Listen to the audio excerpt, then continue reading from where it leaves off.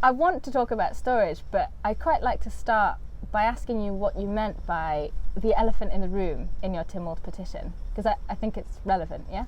It is relevant. So the petition I presented at Tynwald mentioned two elephants in the room, and one of them was the debt that is hanging over the MUA based on the infrastructure that it owns. So it's a legacy issue based on costs of building the gas turbine, the interconnector, the gas pipeline to supply the turbine. And presumably the income generated by the MUA will be going towards paying that debt off. In principle, that's what should be happening.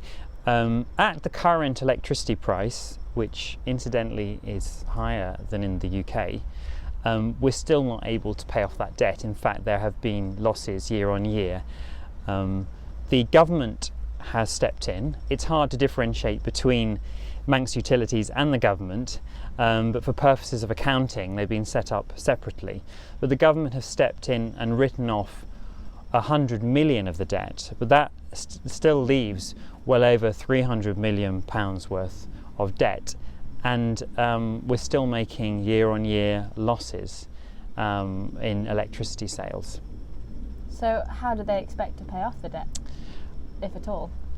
Well, there is a graph that's been produced by Manx Utilities that shows within a few years we'll start making a profit. The profit will increase year on year up to about 40 million a year in 2035, and that will enable them to pay off the debt.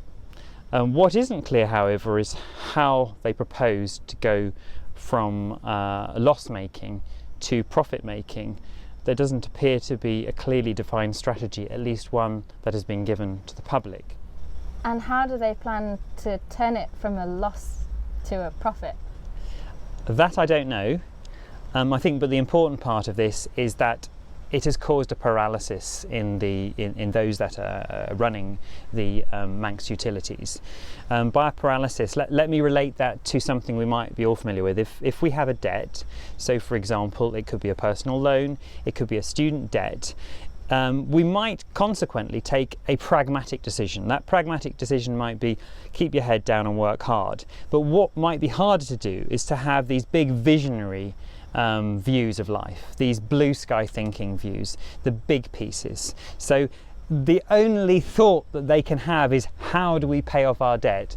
Well, that doesn't necessarily create an environment that is the most benefit to the environmental situation. It might only be looking at the small picture of the debt of Manx Utilities.